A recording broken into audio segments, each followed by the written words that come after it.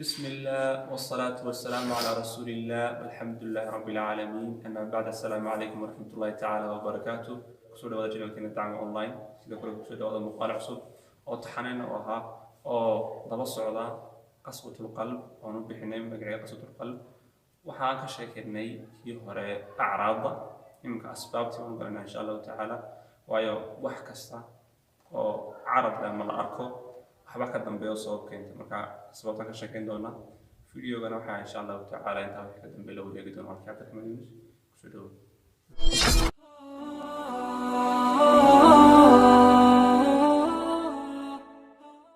جزاك الله خيرا. أحمد الله رب العالمين وأصلي وأسلم على نبينا محمد وعلى آله وصحبه ومن تبعهم بإحسان إلى يوم الدين. أولا وقبل كل شيء أود أن أحييكم بتحية الإسلام ألا وهي السلام عليكم ورحمة الله وبركاته. كل سلام كذب كل واحد ناصي سعودي سلسلة دي عهد قسوة القلب. كل ما أنت راح صادمني إن أعراض بحال قسوة القلب يوحيا وعوقرته إن شاء الله فيديو قاعد دي أنا داون إن شاء الله ديو أبتشانك إن شاء الله داو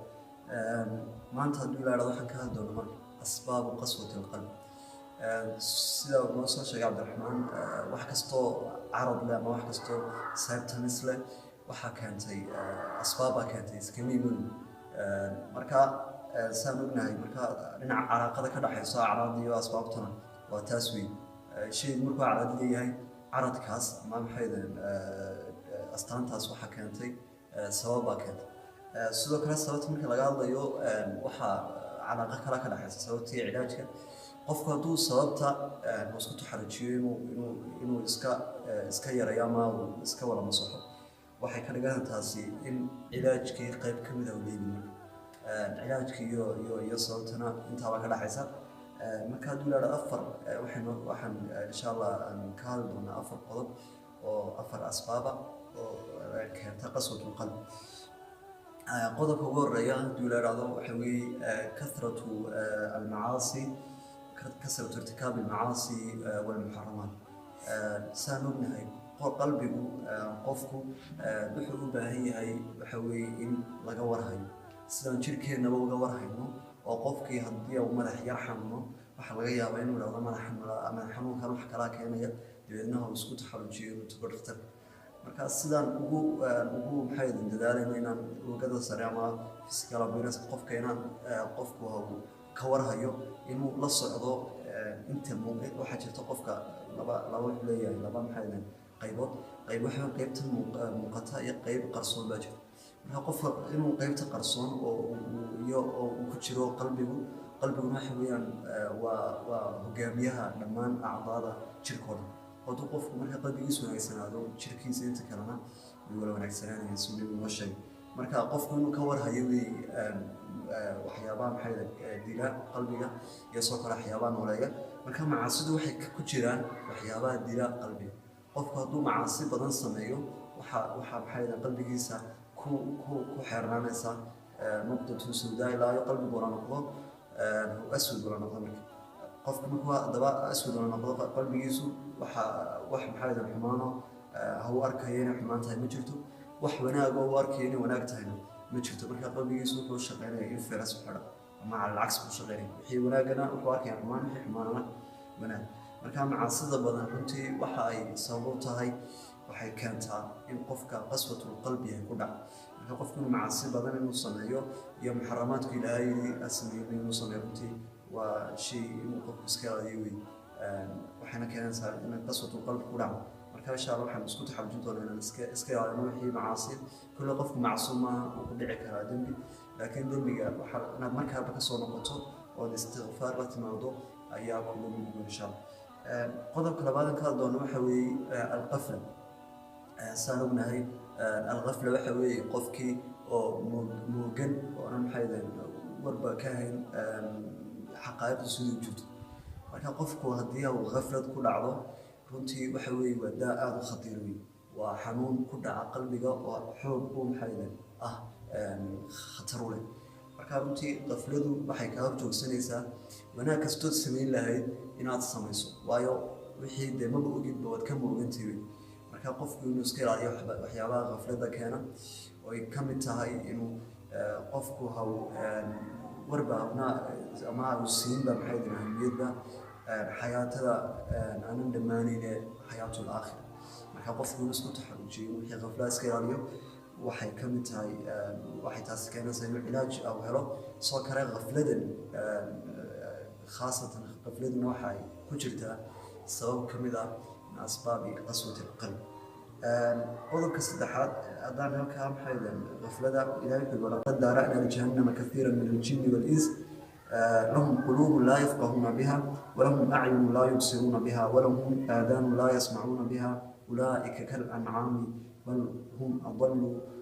أولئك هم الغافلون marka suuratul a'raf aayada ku jirta ayaa waxay sheegaysaa qofku inuu qalbigiisu waxa lagu sheegay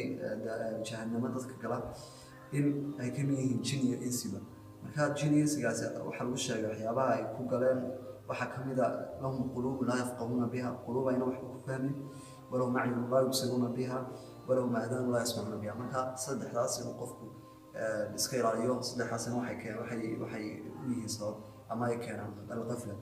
qodobka saddexaad ee insha Allah ka doono walaalahay waxa weeye التعلق بالدنيا والانشغال بملذاتها سانونهاي waxaan soo sheegnay acraada inay jirto qofku inuu tacalluq badan u sameeyo tacalluq zaid بالدنيا waxay ka mid ah acraada qofka astaamaha keenaya qofku qaswatul qalbi ay ku dhacdo لكن أسبابتها إنك هلكنا واحد كجرتا التعلق بالدنيا والانشغال بملذاتها قفكو إنه دونك إنه كم مشغولة إنه قفكو هو سكير يوي وهاي أك مشغولك سيدا بقى واحد يجي دونا قاعدة بجرتا قاعدة سوحوي قفكو هدي واحد كم مشغولة واحد واركين تاي هاي فائدة وينو تاي مركا هدي هذا ضو عربتين الدنيا فائدة وين كجرتو مركا الله إلى آخرة واحد تعسي كو كان ساينات زايد تعلق اليوم حيدا هتقصهم يسوي تعلق زايدة بالدنيا سكرات انشغال بدل ما قصهم يسوي حضر كسيري فائدة وين موجود تدوك لكن هذا ضربته فائدة وين إن آخرتها هاي وحد سكوت حوجنا ساينات تاني يكون مختصر هو صار شغلين الدنيا يكون موضوع وسيلة أي تكون قاعدة غاية آخرات قاعدة تكون قاعدة مناقي يوم حيدا مناقي بدل ما قصهم يسوي يصدق كذا حريص إلهي والإلهي وقوم الناس سكر رؤيته وجه الله وأعظم شيء كنت يوقف محيد كل يوم واحد أعظم شيء أو هلك رقفي حولي رؤية وجه الله تعالى لا يحكرنا حكبرنا من ذلك اللي قفكو لو نحرس تضيف لو نحرسينه أركب شيء إن شاء الله مركز تعلق بالدنيا وأنت واحد كشفتها أسبابها كانت كرتا قسوة القلب قدر كودن بين شركات دونو وحوي ونسيان الموت وسكراته والقبر وأهواله marka runtii qof kaste horta sideedaba qof kaste wuxuu adduunka ku jira ku nool waxa uu xaqiiqada kaliya ee uu aaminsan yahay waxa weeye almood oo qof yani ha noqdo gaar ha noqdo muslim dhammaan waxa adduunka ku nool 7 bilyan ama 7 bilyan marka ku nool adduunka waxay isku raacsan waxa weeye in la dhimanayo laakiin runtii waxa lagu kala duwan yahay ma bacda almood waa lagu kala duwan qaar waxay leeyihiin waxay gaalado kale waxay aaminsan dhimashada ay tahay aakhira muutin qad yamuutu fiha al-insaan yani dhimashada ugu dambaysa uu dhimay yani ana la soo nooleynin bi aaminsan laakiin naga muslim ahaan waxaan aaminsanahay in muutkan yahay maxato runtii lagu gaarayo daarul aakhira marka qofku inuu ilaawo maaha inuu dhimanayo soo kale ma inuu ilaawo maaha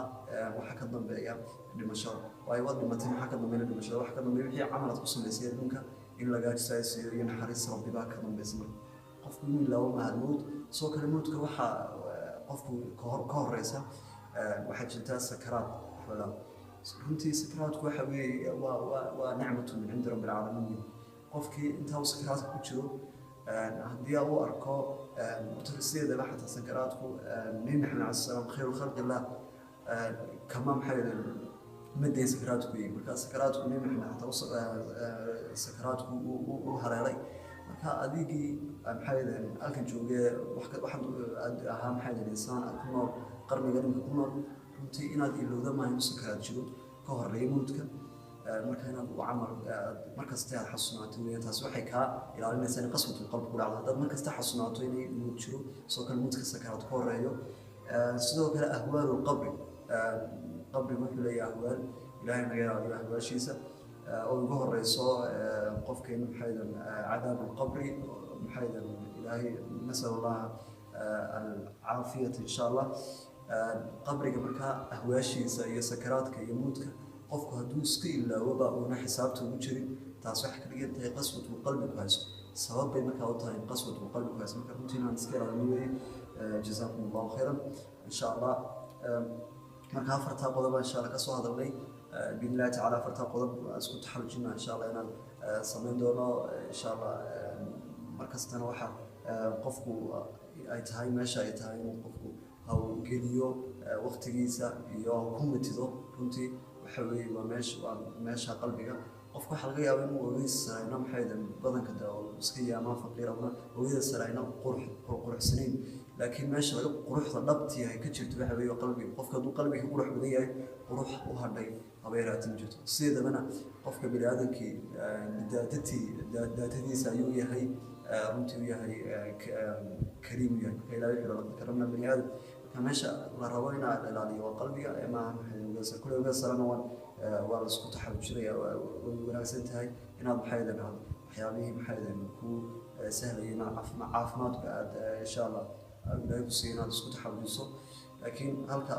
u baahan in maxaydan xoog la geliyo waxa weeye waa qalbi insha allah